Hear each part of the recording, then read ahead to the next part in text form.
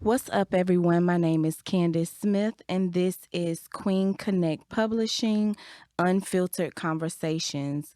And I wanted to give an introduction into the new season of Unfiltered. And last season, I came out with Fantabulous Unfiltered, which was just to extend conversations we were having amongst that community of plus size women. And so this season and next season is going to be a little different. I've dedicated 5 episodes to season 1 and 5 episodes to season 2. The first season is dedicated to the community, and the second season is dedicated to the church. And so I've had a lot of opportunities to have some really great conversations about a lot of things that go on in the community, and I put them together to create a season of conversations on issues that I don't normally use my platforms to speak about. I normally use my magazines, Fantabulous Magazine, Duval Connect Magazine, Pasco Connect. I normally use them to discuss a lot of, excuse me, a lot of positive things that go on in the community, because when I first even started Fantabulous over 10 years ago, I wanted to see what I was experiencing displayed. And I remember constantly talking about it, and then having certain people in my life that really empowered me to say, well, why not you do it? And that's what made me step forward to do it, because it's never enough for us to just sit and say what we want to see. We have to empower each other to see that in each other, and allow it, and say, I can see my brother and my sister doing this. I can see her doing that, and then encouraging her to do it and supporting her during that time. That's what that's where it was all birthed from. This particular go round, when it comes to the unfiltered conversations for the community, I'm not just going to discuss the positive things. You can go back to the magazines, you can go back to blog posts, you could go back to previous videos and listen and watch for the positive things that are happening in the community, because they're there. There are people, which is what Pasco Connect Magazine and Duval Connect Magazine is for. It is to highlight the people that are in the community that are celebrities. They're the creme de la creme in what they're doing, in the heart that they have for the community.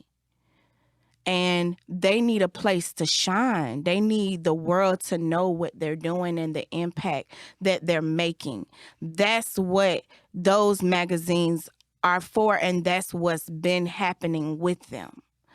But I have to take some time to talk about the things that are not so positive, because I've wrestled for about 1 year and some change with being bombarded with feeling called to discuss some other things.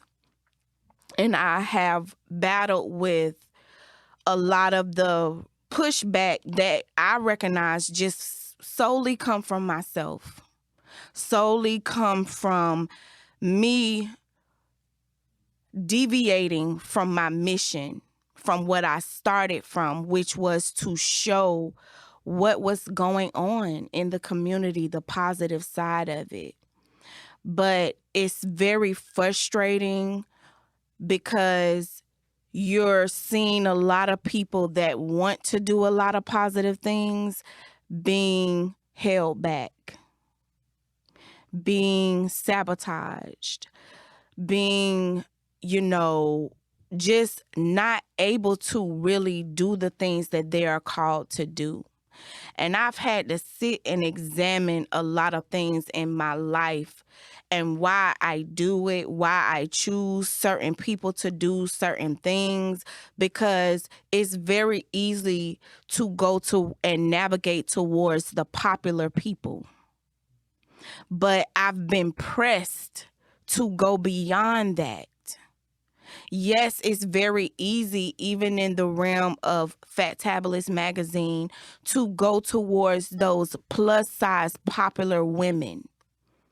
But I didn't start there. I started with looking at the women that were right around me saying, you look like you just walked off the runway.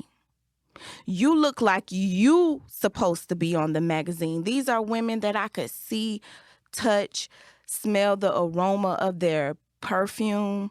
You know, these are women that were right in my face, and I felt like they deserved to be highlighted. And I've been called back to my roots to begin to look back to the people that are right around me. And so this introduction into the community side of the conversations will focus on those things that have been going on behind the scenes in the community, because you know, before I got a backstage pass to a lot of things that were going on, it really looked baffling. Like, why is there not a greater impact in the community when there are so many organizations dedicated to certain things?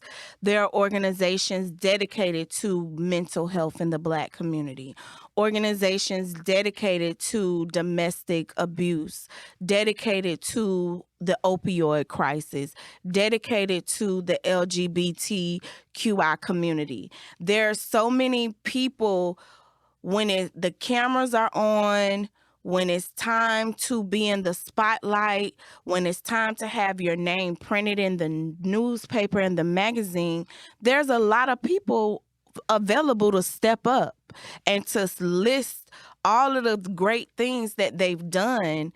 But it's like, where's the impact? And so starting Pasco Connect magazine about 5 years ago gave me a pass into what goes on behind the scenes. And it just simply started with me highlighting the wonderful things. Like, I want to know what you're doing in the community. And so it just simply starts that way. But then sometimes I'll have other people, once the articles are ran and once I've given them a little bit of spotlight, I'll have people to come back and say, you know, it really doesn't go that way. Or I will, in my own dealings with them, discover that things are not as though they are. And then I sit and I'm battling with, I'm highlighting people for this, but then other things come out. And so I have to take the time to really just balance it out. And so I said, okay, I'm going to do this introduction because I want to let people know off rip, these conversations are going to be different.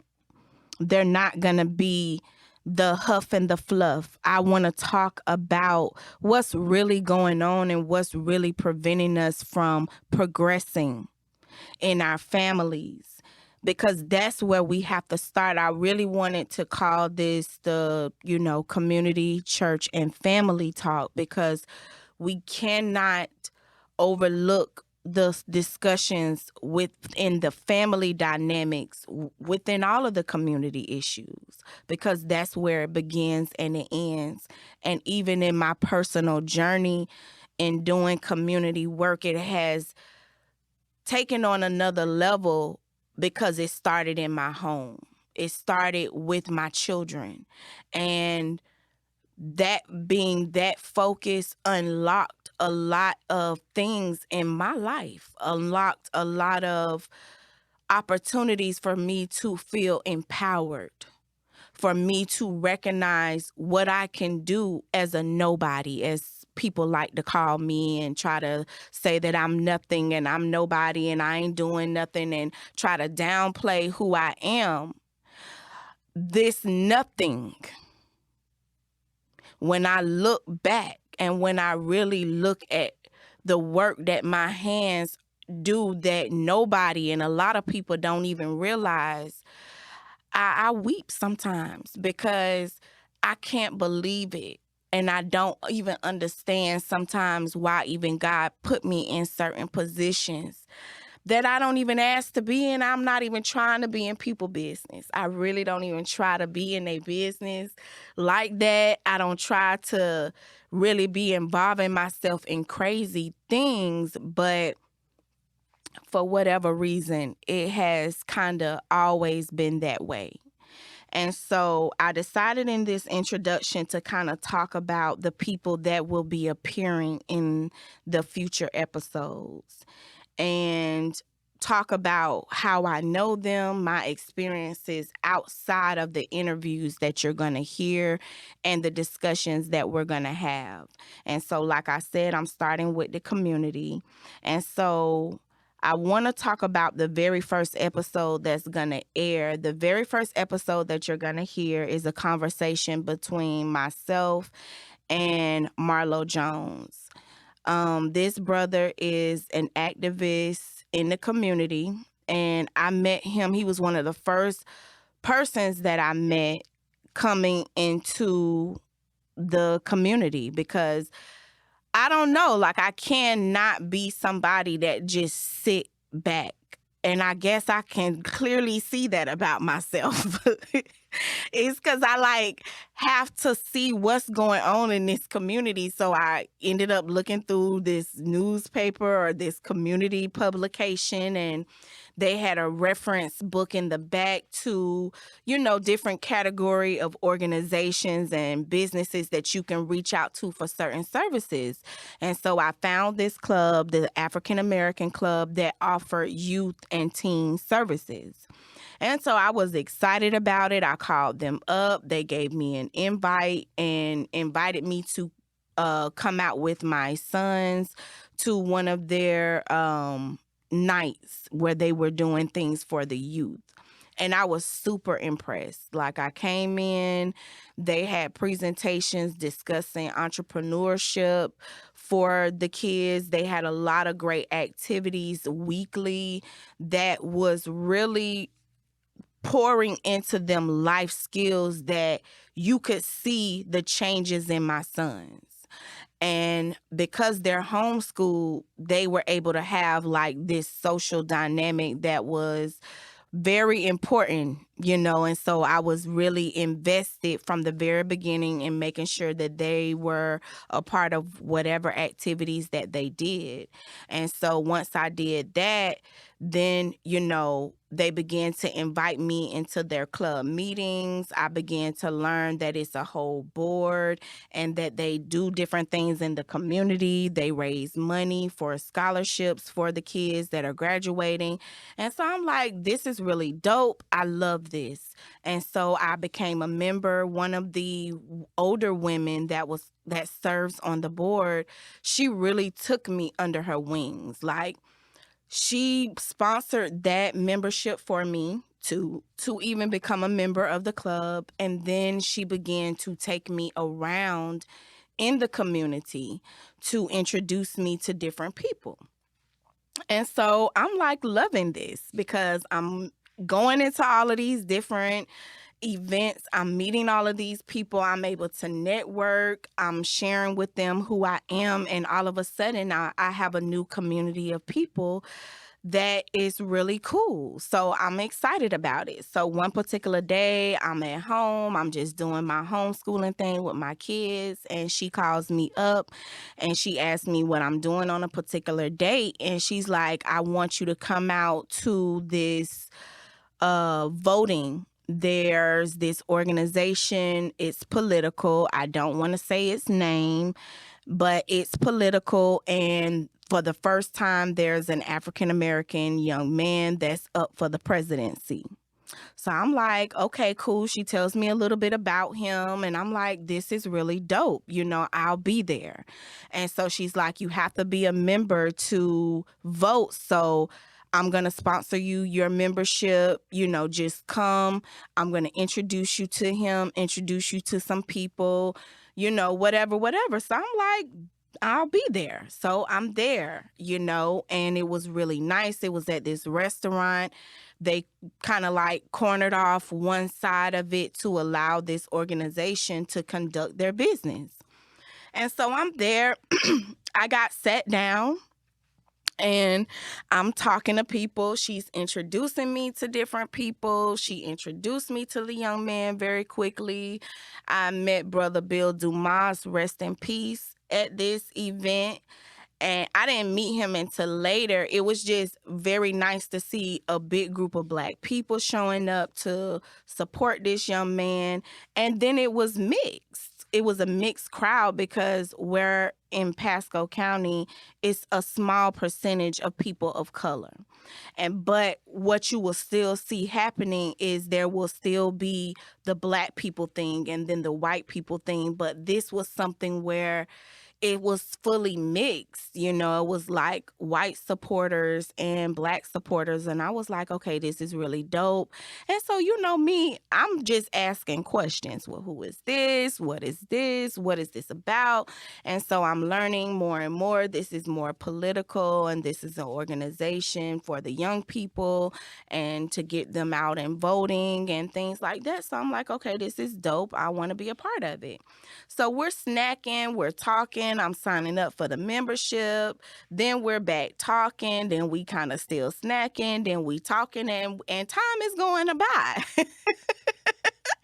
Time is just going by. It's like, what's happening? And so, because I'm unfamiliar, I know that time is going by, but I also don't know if this is different. Is this not the normal thing?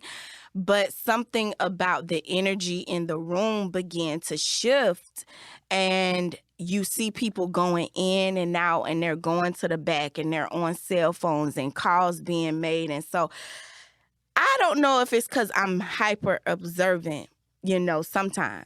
I don't know. I was just noticing that things were shifting. And so finally, the woman with me got some tea spilled in her lap. And so she comes to bring the teacup over to spill it in mine.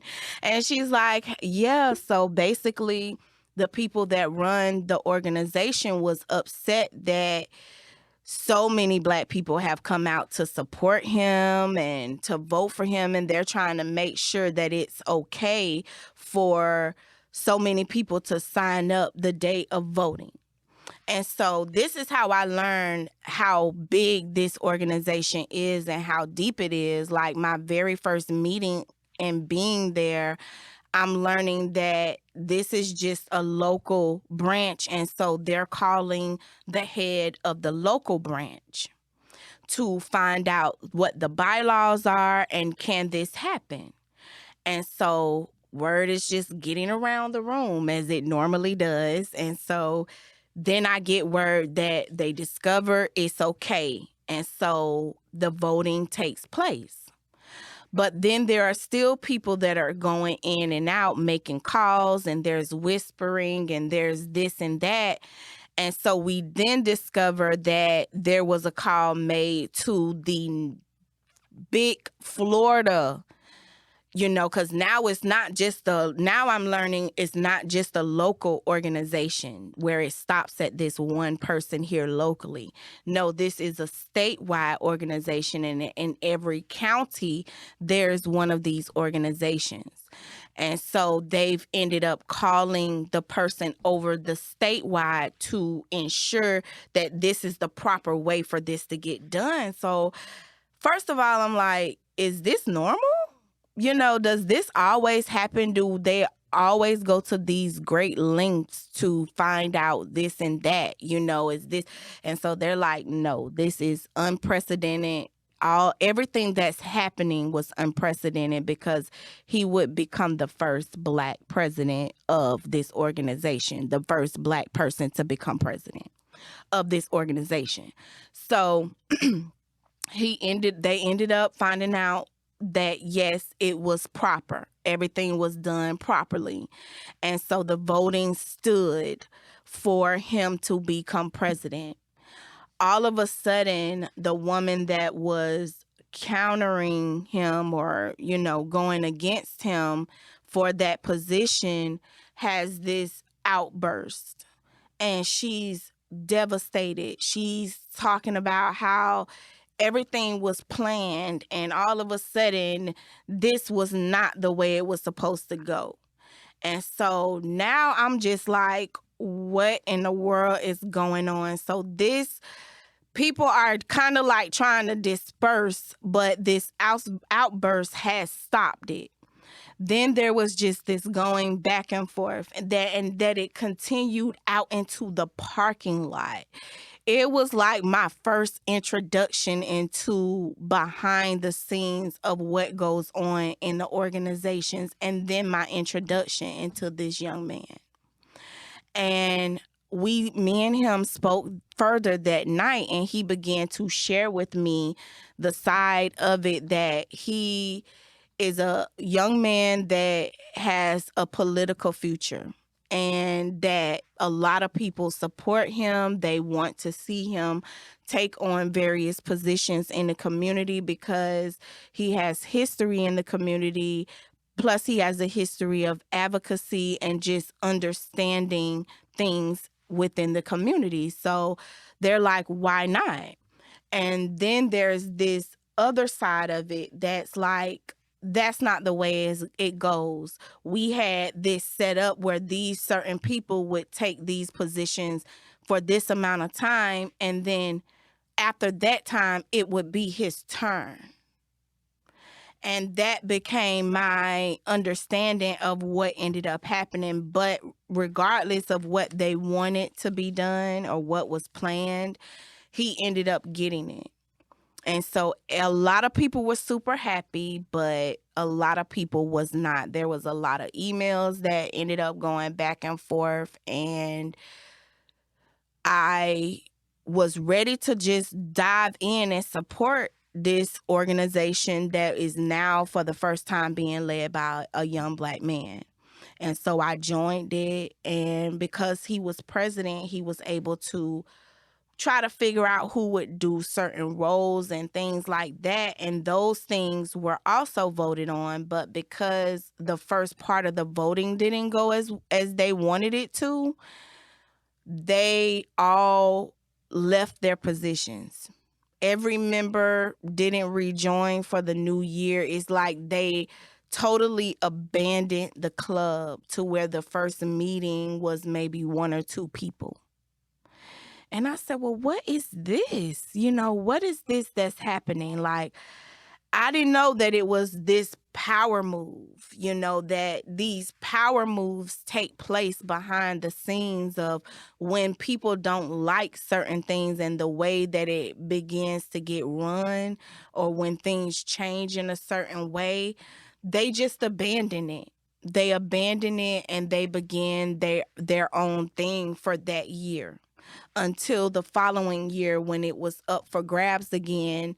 They basically did a coup d'etat, whatever you want to say. I don't know. They did some other little stunt, and they came back in and got it back. And now all of a sudden, the membership is filled and everybody supports it again now that he is no longer on the presidency of that board. So as a result, he ended up starting off his own organization that did get a lot of support from the community. And I watched him for years, do a lot of different things in the community, raise a lot of awareness for the parts of the community that gets overlooked. I've seen him personally stop when, he sees young brothers being pulled over, just trying to make sure they're aware of their rights, aware of being able to know what to do and what not to do that could possibly save their life. And so what ended up happening and why we ended up having this recorded conversation was 2020 came around and the incident with George Floyd happened. And I have to express something on a personal level about that, because I have to just express where I was mentally at that time. And for whatever reason, I woke up one day in 2020 before that all happened and decided me and my family, we were getting ready to fast. Me and my children, we went on this fast, and because we were going on the fast, I decided that we would kind of cut out a lot of different things. We would cut out a lot of social media activity, which I cut it all out. I deactivated everything, and I just really took a mental health break from the internet, from social media, from a lot of programs that I was watching on television, a lot of music that I was listening to. And I was really reconnecting with my children, and I was really reconnecting with nature. Like, I was out here painting under trees, painting by the water. They built some African drums. We were out in nature drumming. Like, I don't even recognize who I was when I look back. Like, girl, who did you turn into? I was a whole different woman. And so when that happened, I was very disconnected. And so it was like literally I saw people that were around me change. And I was very taken back by it because it was so sudden. Because I was out of the loop of it, I didn't watch what happened. What I still continue to do, because I can't help it. I'm a journalist. I still read articles. I still would have my daily dose of like article reading, of news that was happening locally. I keep checking out like my hometown, Jacksonville, and I check out Pasco County. I check out Hillsborough. I kind of stick within Florida, and then, the breaking national and international things we stay on, because with my kids, we do current events. Y'all know what current events are. What you had to do growing up in school, you had to cut an article out the newspaper, read it, and write a summary about it. I let my kids do that because that helps you to stay informed on what's going on around you. Like, you can learn so much just by staying informed. Like, you don't have to bite off so much of the news that it affects you. There are ways that you could still stay informed. So I was just reading articles. If I felt like it was not flowing with my spirit on that day, I just scrolled on and I didn't click on it. But,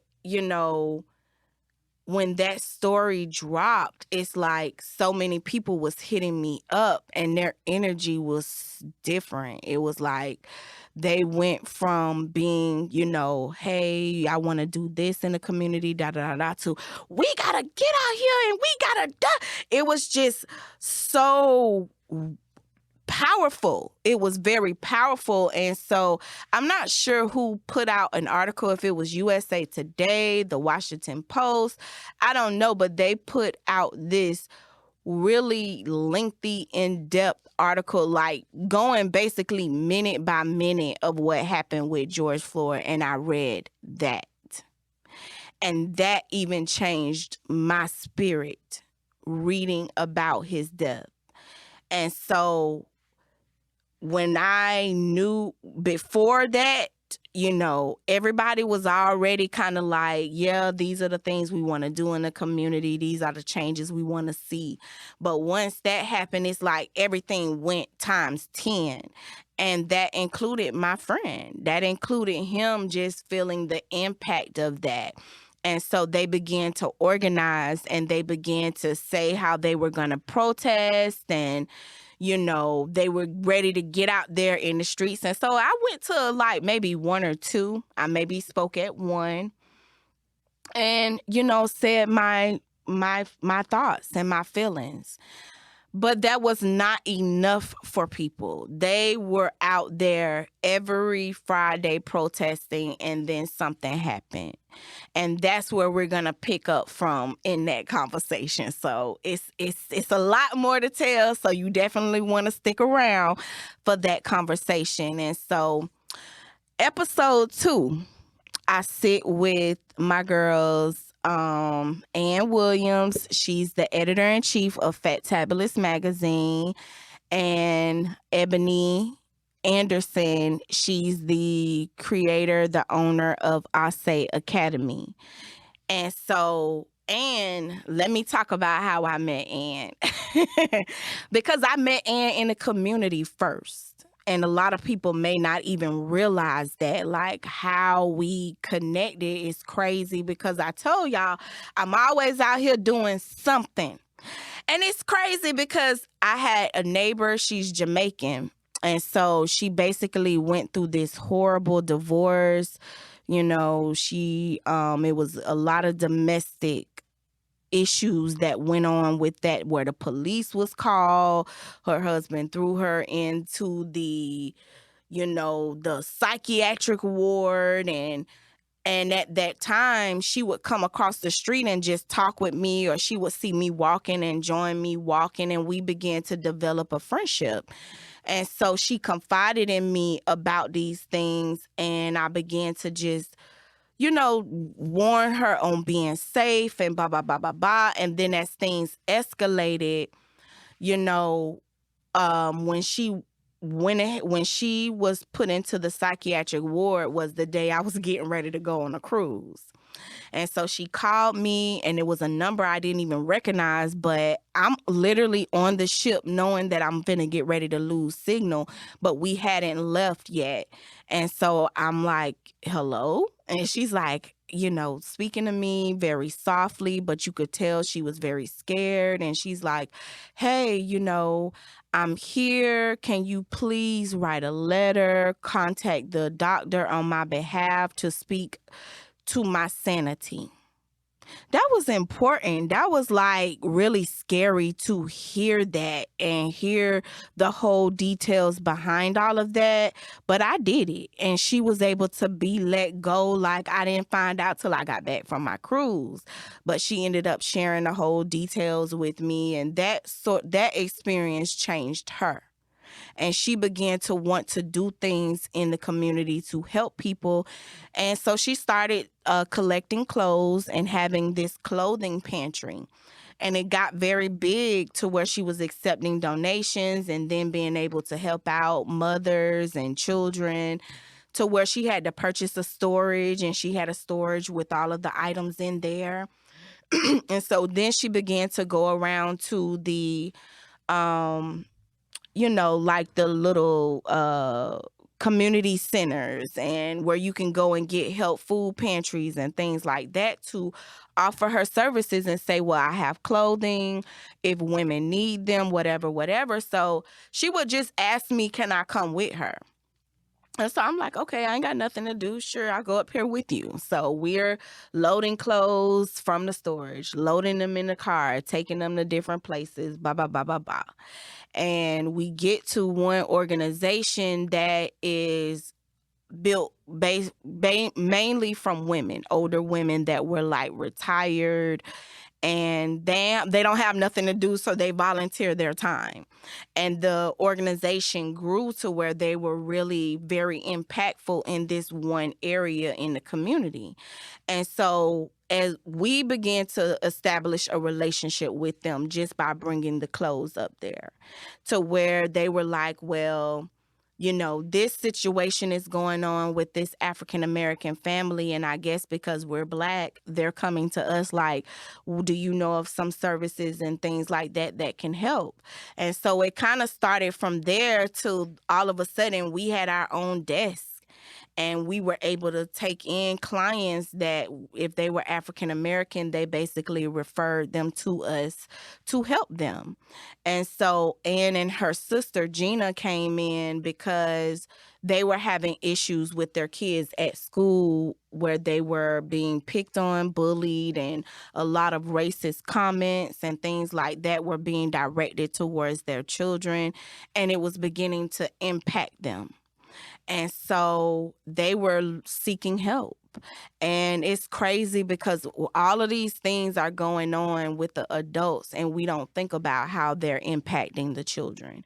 But this really showed me that, because I had been involved in a lot of conversations where it's like, the whole white versus black thing and racist this and racist that. And, so now you hear the impact from the children and how that trickles down to the elementary age kids, of where they're using racial slurs and the black kids are feeling alienated and just feeling a certain type of way or retaliating, and now it's violence and things like that. And so we got involved. We got an organization called CATC involved, and they stepped in, and to be honest, it was not much that could be done. And what they ended up doing was just removing their children from public schools. And so I ended up getting assigned to Gina, which is Ann's sister, and the other woman got Ann. And so we would just, once that situation, we referred them to who could help them, we began to ask them, okay, so what are some other needs that you may have? And so they began to say, okay, we did just move here. We're looking for some furniture.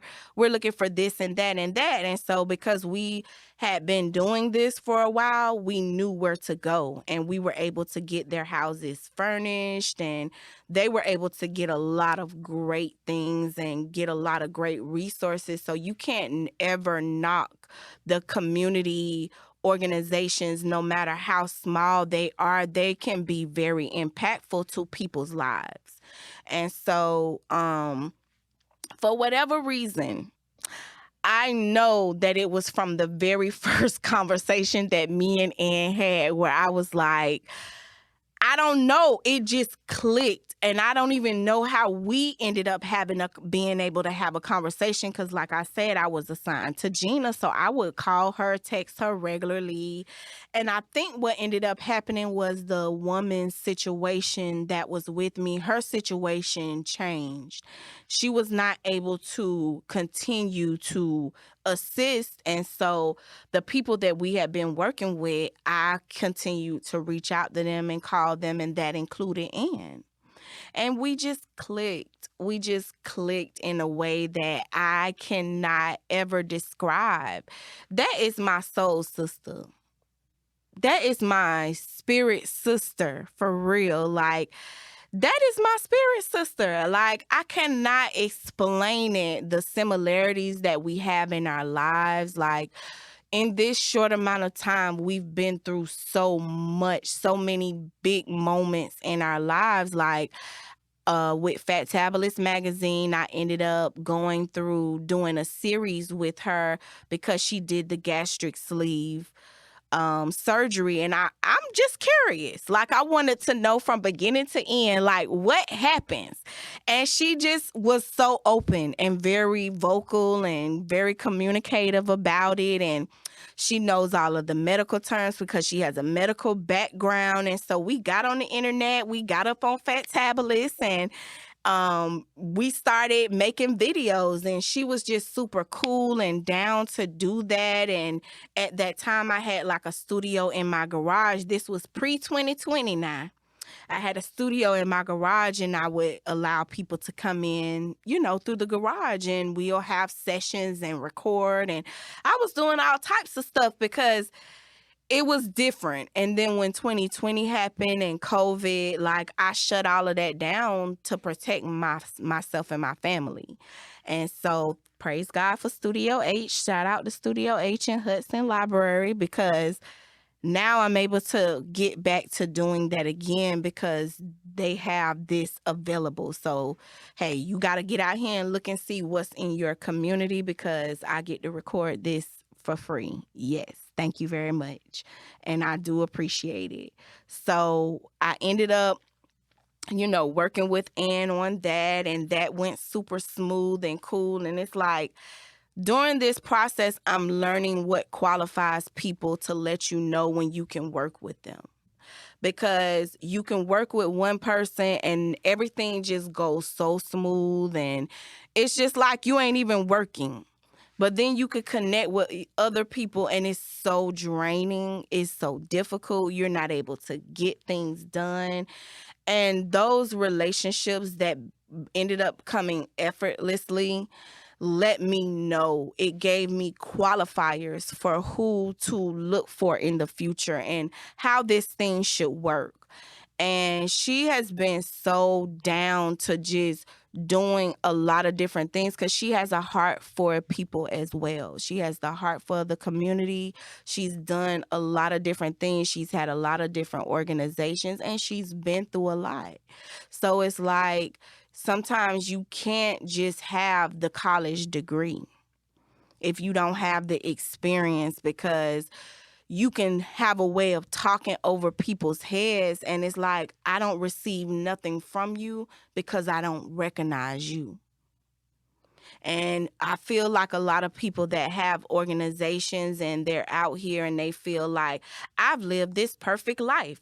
I don't have nothing wrong with me. So I'm the perfect person to stand before you and tell you how to do it right. And it's like, no, you're not. Give me somebody that has gone through the fire any day to look back and talk to me versus someone who think they've just done it all right. You can't relate. You can't give me anything. This is why even in advocacy, a lot of times they have previous people that have been in domestic abuse situations, people that have went through years of sobriety over alcohol, or people that have so many years of sobriety over drugs.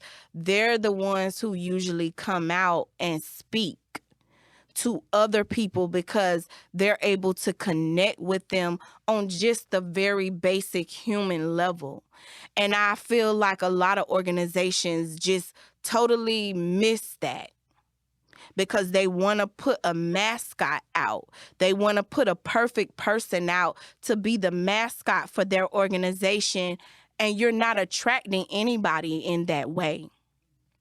You're not attracting anybody if you're going to put your messaging speaks over them. Your messaging has to speak to them. And a lot of people, organizations, which is people, because I do like to say that there's no separation of church and state. There's no separating us. We do not become something different because we put a lab coat on, because we have a degree, because all of a sudden I have this collar on that says I'm clergy. That does not change the heart of that person. And being in these organizations and working in the community taught me that.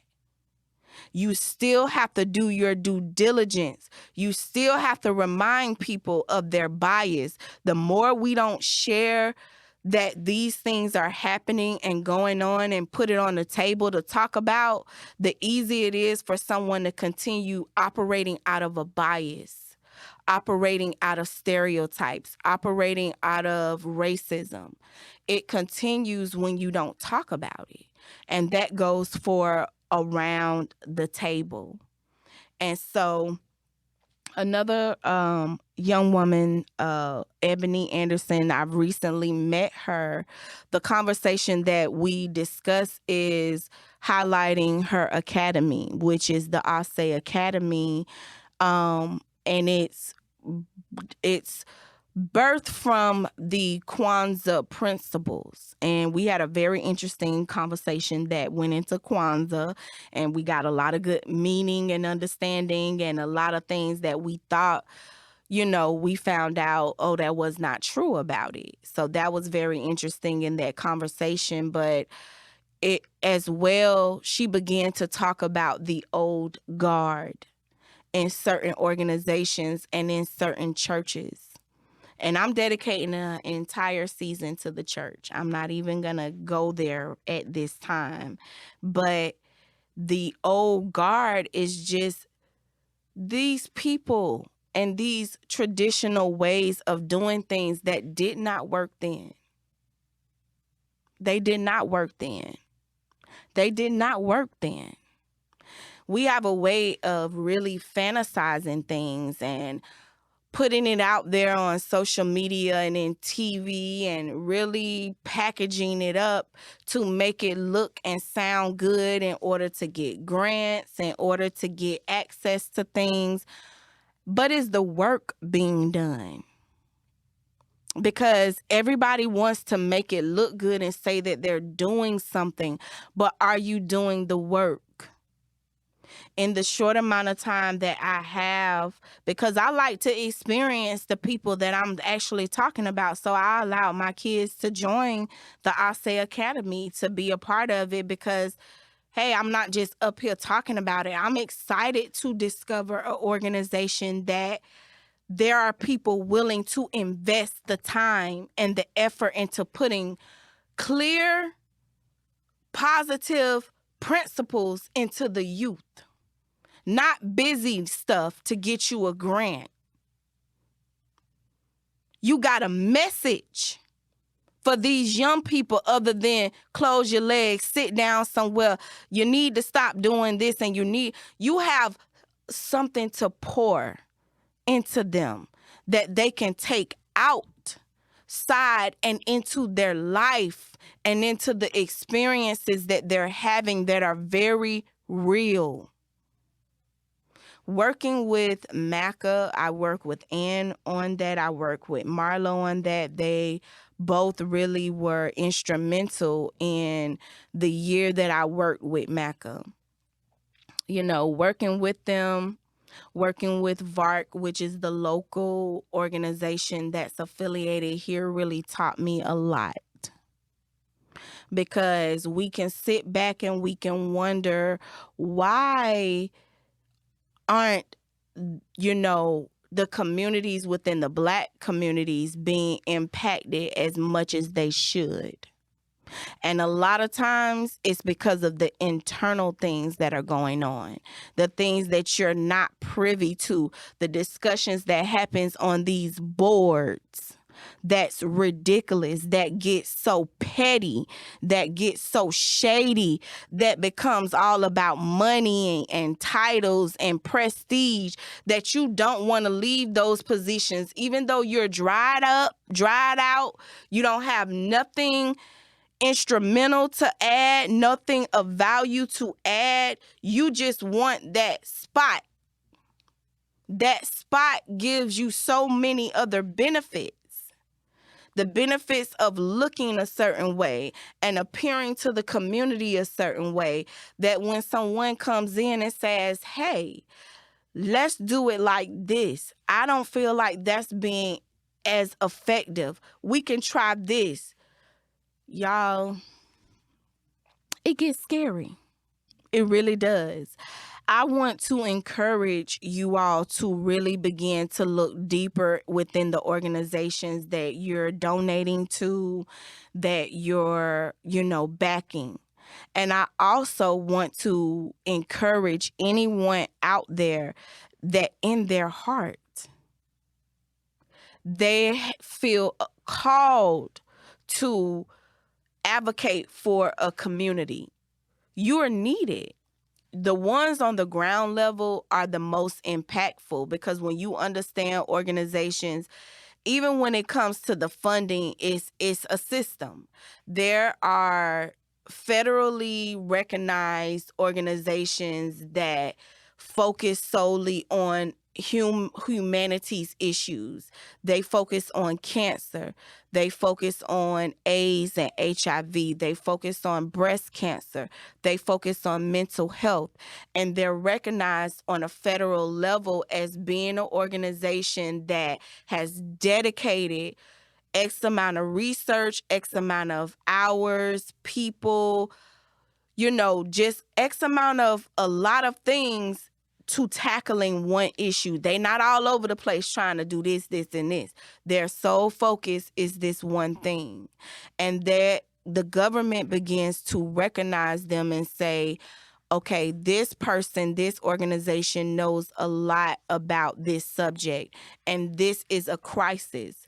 They will begin to fund that organization on a federal level, because within those federally recognized organizations, they have statewide smaller organizations, state-ran organizations, whereas in every state or every other state or whatever, a lot of the states, they have a branch there that can touch the people on a state level. So the federal money can now be distributed on a state level. And then there are also statewide grants, because once you get into the state, you find within each county, there are these smaller, impactful organizations that have the opportunity to touch the people directly.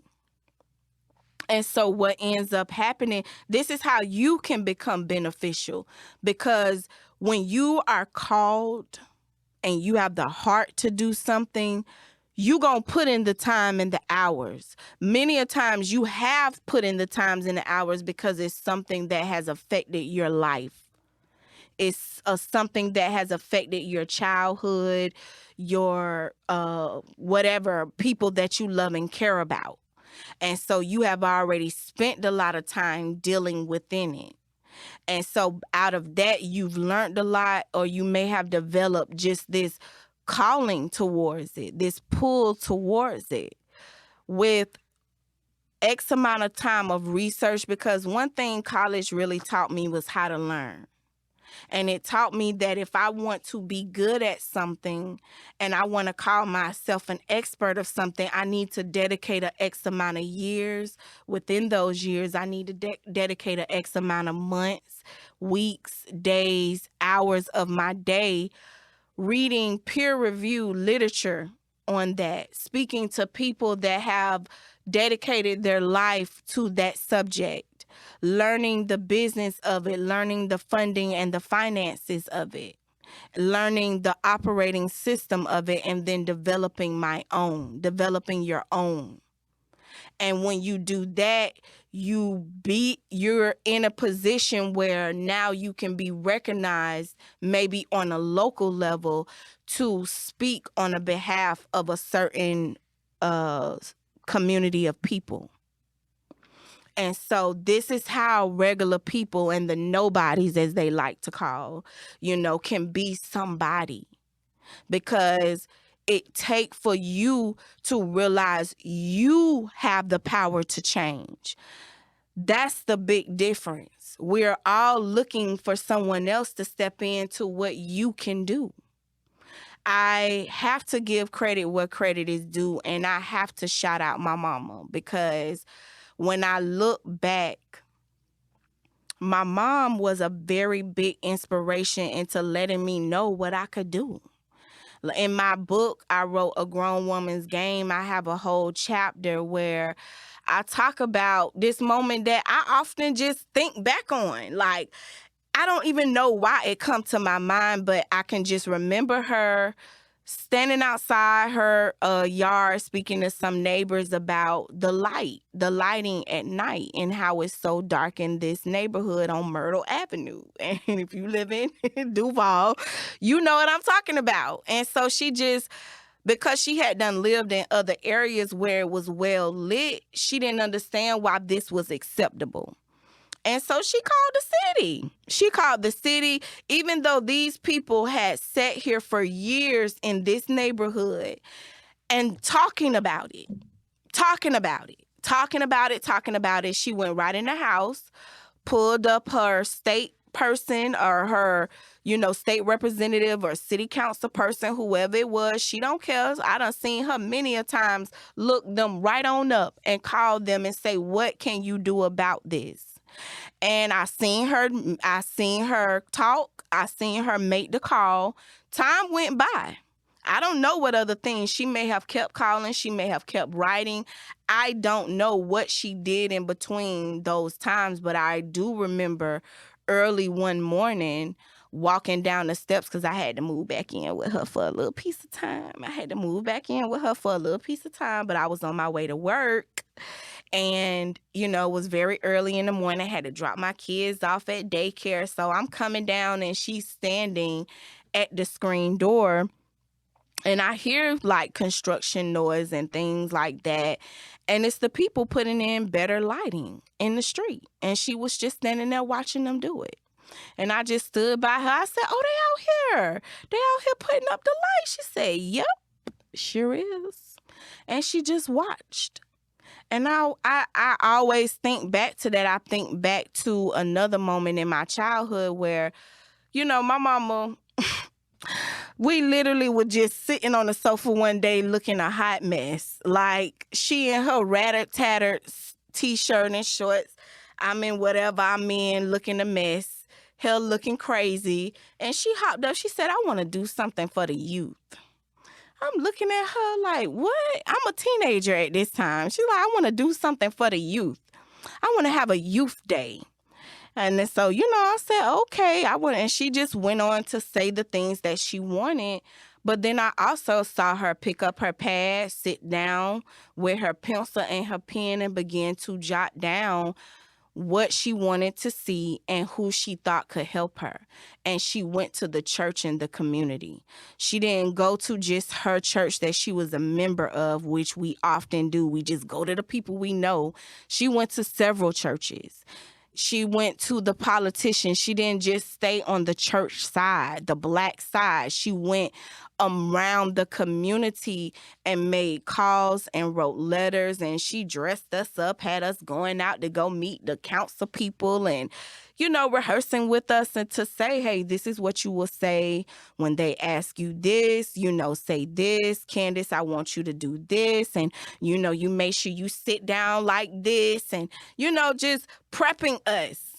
And not even realizing prepping me for like what I do now, because when I look back, it's like I really rely on how I saw her organize herself from, nothing, from just where she was at in life. And that let me know how powerful I can be. I don't have to have all this grand things to be impactful right in my neighborhood and right in my community. I can easily, stand up from whatever position I'm in and empower myself to do something and see the work of it being done. If I stay the course, if I reach out to the right people, if I present myself to know what I'm talking about, I can do that. And I'm grateful for that, and I listen to a lot of the people around me who have more than me, more resources, more money, more influence, more popularity, more everything, say what they can't do. And I have wondered, why? And it's simply because we don't empower each other. Because you not only need someone that's going to jumpstart you and say, yes, you can do that. You need someone to stick by you, to follow through, to say, you can still do that. Yes, that happened to you, but you can still be that. And I'm grateful that God has always put those people in my life to say, yes, you can do that, because in all honesty, this is probably the last thing I'm going to share, and I'm going to be done. But our relationship did kind of take a turn for the worse, and we went on this hiatus of not speaking to each other. And, during that course of time, I had a lot of time to just develop on my own, but I can remember... Y'all, my mama just says the darnest things. She always called me up with a one-liner. She'll call me up and say, one other time she called me, Just out of nowhere, I'm answering the phone. I know it's her. She's like, Candace, don't smoke nothing. You don't see nobody roll up. Like, what? What is you talking about? I don't even smoke at that time. You know what I'm saying? Like, what are you talking about? But that's a whole nother story for another day. My point is she always calling me with some one-liner. And so this one particular day, she ended up calling me and just being like, hey, I'm kicking you out the nest. That was her first words. It wasn't, hey, it was nothing. It was just, I'm kicking your fanny out the nest. That was her exact words. So I'm looking crazy as usual, like, what are you talking about? She's like, I'm kicking your fanny out the nest, and God told me you either gonna fly or you're gonna fall. So I was just like immediately upset because I'm like, okay, whatever, because a few weeks ago, I had got into this big financial debacle, like it was ugly. And as a last resort, I didn't even call my mama to ask her for it because I think I just thought she didn't have it. She didn't have the amount that I needed. I just basically just called because it wasn't nothing else for me to do. And I was at my wits' end. I mean, at the last second, late in the midnight hour, it was just ugly. And I just said, ain't nothing else you could do worse than what I'm about to go through. So let me call her up. And so she immediately knew something was wrong. And I told her what it was. And to my surprise, she was just like, well, I got it. I'll give it to you. I'm like, what? What you mean you got that? What? You've been holding out. I didn't even know you had it like that, So she took care of it, and I was very thankful. I was very I dropped down on my knees, and I was like, the Lord is good. God, you are so good. I was like, I'm never, ever, ever, ever, ever gonna do this again. Like, I was just like, I ain't never gonna get in this situation again. But, time went on. And I had situations where, like, I could have made this choice in a financial situation, or I could go do this thing, and I chose to go, I chose to go ride out. I chose to go have fun, and I did not find myself back in that extreme situation, but I found myself back in a situation where it was like, okay, I'm back in this because I didn't make the right decision. And this was after she had done called me up to say, look, I'm kicking you out the nest, and I can't even say that those words came back to me. It just would come certain times in my life since that happened where I had to clearly look at me, and look at who I was and make choices to be better, or know that I would still continue to see the same results. And that forced me to, okay, let me try to do something different. Let me learn something different, because it was easier to just go and have it fixed. And so after the time where we weren't speaking, and, just over the past probably less than a year that we've reconnected, I just wasn't even expecting it. But she was like, wow, you really have flown. And it took me off, it caught me off guard. It took me back. I was like, wow. And she even recounted the story of like, I remember when I told your Fanny that I was kicking you out the nest and you was either gonna fall or fly. And I was like, yeah, why did you say that to me? Because I got very offended at first hearing it, because it felt like just being abandoned. But she just began to share with me, at that time, that's what God led her, that I take care of the birds. You're up here trying to carry, me, and I was grown. I was well into my 20s. I was over 25. I know that much, probably about to hit my 30s, maybe like 27, 28 or something like that. And I, as a mother of a 20-year-old now, can feel the weight of that, can begin to feel what the weight of that can do when you continue to lead and try to parent your children in one way, in a way that they can't see who they are. When we cover people incorrectly, they can't see who they are and see how they need to change and how they need to do better. And we do that to organizations, we do that to pastors, we do that to the people that we love and care about. We do that to popular people. We give them excuses for their behavior and for them doing certain things, and we can't do that. Nobody should be in a position where you can't hold them accountable for the things that they're doing, not for the sake of calling them out, for the sake of producing good changes in them. Because you can't change until you see who you are. And so looking back at that, I had to just be like, well, I'm glad that you did, because I could not have been who I am and seen what I can do if you are always coming to my rescue, always getting me out of these things that I got my own self into them by just making pure poor decisions, period. So, I wanted to talk about those people because they'll be in this season of, unfiltered, and the community conversations that we're going to be having. I really hope that you tune in to the BDE Music Network. You can find them on the TuneIn app. Go ahead and download that so that you can be ready for all of the future discussions.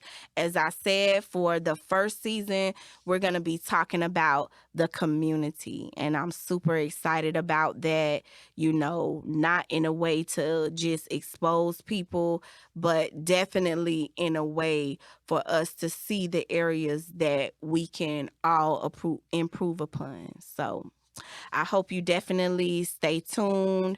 I hope that you also subscribe to Pasco Connect, Duval Connect, and Queen Connect publications. There'll be some information down in the description box that you can look into subscribing. You can subscribe to our Patreon, which is where all of these conversations and the conversations that led up to this, some behind the scenes interviews, because we really began to just highlight a lot of different things that we're doing in the community. So you can definitely check that out. And I would love to hear your thoughts on some of the things that we're going to be discussing. And if you have some community issues that you would like to be brought and put out on the table, feel free to hit me up. Queen Connect Pub, QUEEN, Connect, PUB, at gmail.com. All right. Peace.